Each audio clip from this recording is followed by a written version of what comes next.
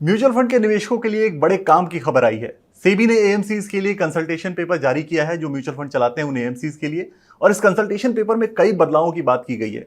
जो सबसे बड़े बदलाव की बात यह है कि एक्सपेंस जो चार्ज करते हैं म्यूचुअल फंड के जो हाउसेज हैं, वो जो एक्सपेंस का चार्ज करते हैं, टीईआर जो चार्ज करते हैं, उसको कम करने की, उसको यूनिफॉर्म करने की बात की गई है। क्या ये बदलाव होने हैं?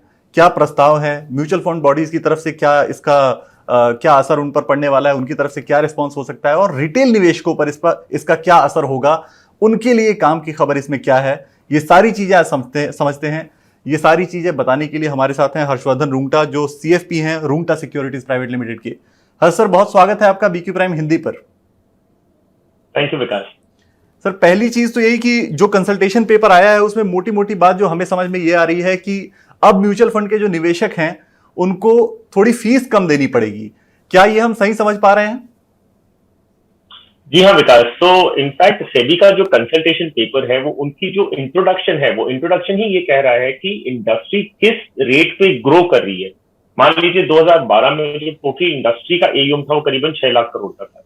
ये 18-19 के आसपास जब आया तो ये AUM, industry AUM 21 lakh crore का हो गया, और अब 2023 में जो हम बात कर रहे हैं वो है 40 लाख करोड़।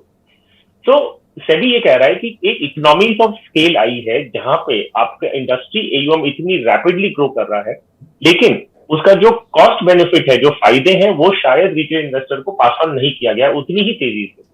तो अब ये जो पूरा कंसल्टेशन पेपर है, जो प्रस्ताव दिए गए हैं, उनका उनका जो बेसिस है वो ये है कि जो टोटल एक्सपेंस रेशियो है जो एक इन्वेस्टर देता है एक एएमसी को, उसका डेफिनेशन थोड़ा चेंज किया जाए। वो डेफिनेशन ऐसा चेंज किया गया कि कई खर्चे ऐसे थे जो पहले टीईआर के परव्यू में नहीं थे, टीईआर में इंक्लूड नहीं होते थे, टोटल एक्सपेंस रेशियो में इंक्लूड नहीं होते थे।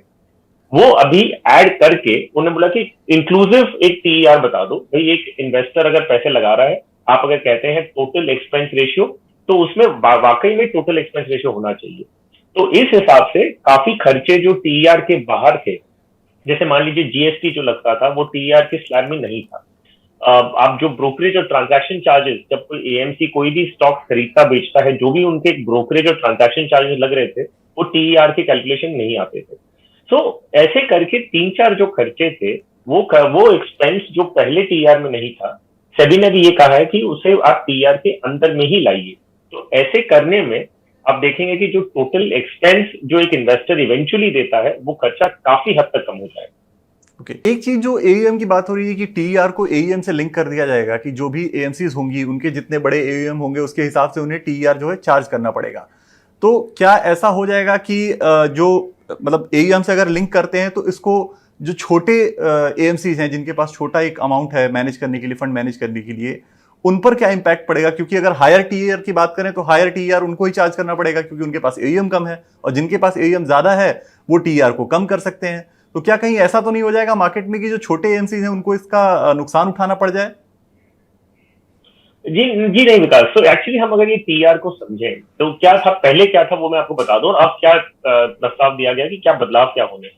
तो पहला है कि मान लीजिए एएमसी, एक पर्टिकुलर एएमसी है जिनका टोटल इक्विटी एयूएम बहुत ज्यादा है, मान लीजिए 50,000 करोड़ है, 1 लाख करोड़ उनका इक्विटी एयूएम है। उसके अंदर जो उनकी अलग अलग स्कीम्स वो मैनेज करते हैं, एक स्कीम में मान लीजिए 5,000 करोड़ है और दूसरी स्कीम में 50,000 करोड़ है। तो जहां पे 5,000 करोड़ था, वो वाली स्कीम में वो 2.25 चार्ज करते थे। उदाहरण दे रहा हूं मैं आपको कि 2.25 चार्ज करते हैं। जहां 50,000 करोड़ है वहां पे वो 1.75 चार्ज करते हैं। तो with in the same AMC दो अलग स्कीम थी, अलग चार्ज स्ट्रक्चर था।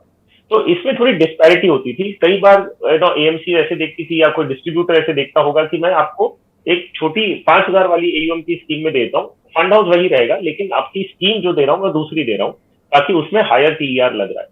तो अब सेबी ने क्या प्रपोज किया है कि AUM on the AMC level, तो मान लीजिए यही पर्टिकुलर एएमसी है जिसमें 55,000 करोड़ का एयूएम हो गया इक्विटी का, तो एक ही टीईआर, एक ही स्लैब, एक ही चार्ज जो आप इन्वेस्टर से ले सकते हैं, वो पूरे 55,000 पे जितना लगता है वो आपकी स्कीम लेवल पे नहीं, आपकी एयूएम लेवल पे हो जाएगी।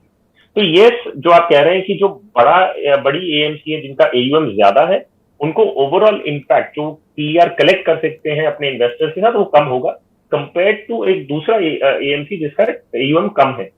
लेकिन इन्वेस्टर सिर्फ क्या अपने कॉस्ट को देखते हुए ही चूज करेगा? सो आप एक तरीका ये हो गया कि इन्वेस्टर कहता है कि मेरा टीईआर एक बड़ी एएमसी के पास जाता हूं तो मान लीजिए 1.5% है, और मैं अगर एक छोटी एएमसी के पास जा रहा हूं तो मेरा टीईआर 2% आ रहा है।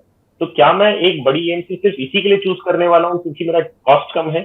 जी नहीं, मुझे लगता है ये थोड़ा ज्यादा एक्सट्रीम हो जाएगा जब हम कई बार पेनी वाइज पाउंड फुलिश की बात करते हैं। आपको फंड परफॉर्मेंस भी देखना होगा, आपकी स्कीम किस तरह से कर रही है, फंड मैनेजमेंट टीम कैसी है।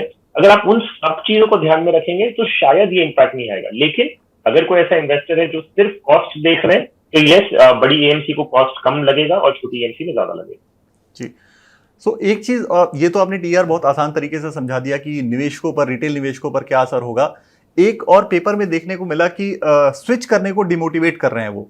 सो बेसिकली अब तक ये कई बार सेबी ने भी ये ऑब्जर्व किया है अपने पेपर में कि कई बार डिस्ट्रीब्यूटर्स हायर कमीशन के लिए दूसरे फंड में स्विच करने के लिए कस्टमर्स को कन्विंस करते थे। तो अब इसमें ये हो रहा है कि कमीशन जो है वो पहले की, मतलब जो भी उसमें छोटा कमीशन होगा, जो अमाउंट कम होगा कमीशन का, वही कमीशन मिलेगा स्विच करने पर भी।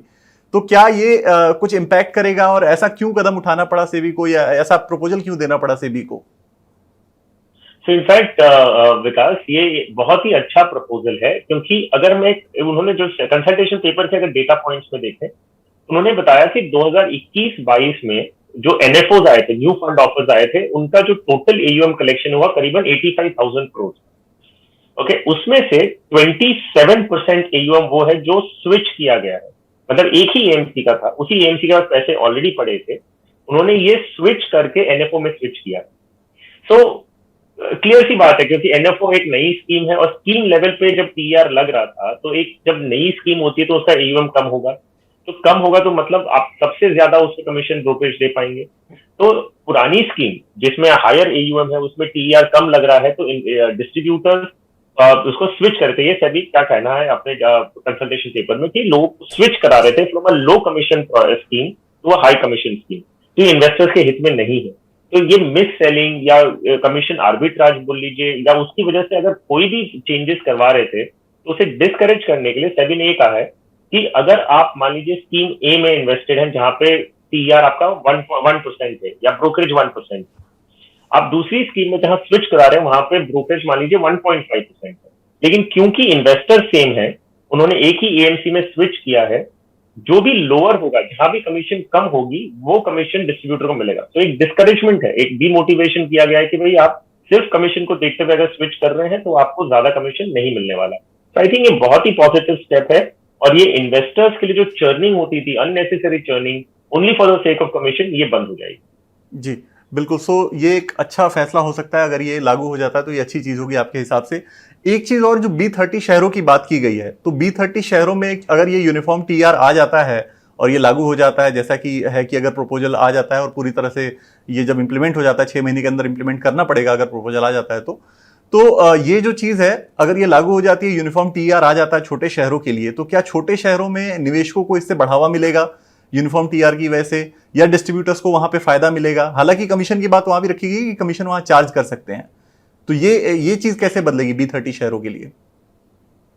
सो इनफैक्ट विकास, इसमें सेबी ने रिकॉग्नाइज किया है कि बियॉन्ड 30 टॉप सिटीज जो है, उनके ऊपर अगर कोई इन्वेस्टमेंट्स आते हैं तो उन्हें एनकरेज करना है, क्योंकि पेनिट्रेशन बढ़ेगा। तो इसका इंसेंटिव जो स्ट्रक्चर है उसको थोड़ा सा खाली मॉडिफाई किया गया है। वो क्या कह रहे हैं कि अब अगर आप B30 से आता है तो पहली बात कि वो इन्वेस्टर पूरी इंडस्ट्री में नया होना चाहिए, ये नहीं कि आपके साथ नया होना चाहिए, डिस्ट्रीब्यूटर आपके साथ नया की बात नहीं है, पूरी इंडस्ट्री में नया होना चाहिए। तो मान लीजिए एक कोई नया इन्वेस्टर आता है, उसका पैन पहली बार उसका फोलियो खुल रहा है अक्रॉस ऑल म्यूचुअल फंड्स, तो वो नया इन्वेस्टर माना जाएगा, और उस पर आप अपने डिस्ट्रीब्यूटर को इंसेंटिव दे सकते हैं। वो है 1% ऑफ द इनिशियल एप्लीकेशन और मैक्सिमम ऑफ 2,000 रुपीज। तो ये दिया गया है प्रोविजन कि आप किसी को, एक नए इन्वेस्टर को बियॉन्ड 30 अगर म्यूचुअल फंड की स्पेस में ला रहे हो, इंट्रोड्यूस कर रहे हो, तो आपको उसमें इंसेंटिव मिलेगा। तो आपको इसे दो पहलू में देखना है, एक कि जेन्युइन एफर्ट अगर किसी ने डाला है इस काम में और एक नए इन्वेस्टर को ऐड किया है इंडस्ट्री लेवल पे, तो उसे इंसेंटिवाइज करना है। और क्या इंसेंटिवाइज होना चाहिए वो भी सेबी ने आउटर लिमिट को ऑफकोर्स कम किया है, लेकिन उसे इंक्लूड कर दिया है कि भाई उसे आपको दे सकते हैं मैक्सिमम अप टू 2,000 रुपीज। तो ये इन्वेस्टर्स के लिए भी अच्छा है, डिस्ट्रीब्यूटर्स जो B30 में ऑपरेट करते हैं और कोई नए इन्वेस्टर को लाते हैं, तो उनको भी उनके एफर्ट का रिवॉर्ड मिलने वाला है। जी। सो ओवरऑल सारी चीजें आपने बहुत आसान तरीके से बता दी हैं कि रिटेल निवेशकों को कैसे फायदा होगा। एएमसीज की तरफ से क्या सारी चीजें हैं, ये पूरा प्रोसेस क्या है, ये प्रपोजल क्यों आया और इससे क्या फायदा हो सकता है आने वाले समय में। बहुत शुक्रिया हर्ष सर, आपने बहुत समय निकाला और हमारे दर्शकों को सारी चीजें बहुत आसान तरीके से समझाई। धन्यवाद, थैंक यू सो मच।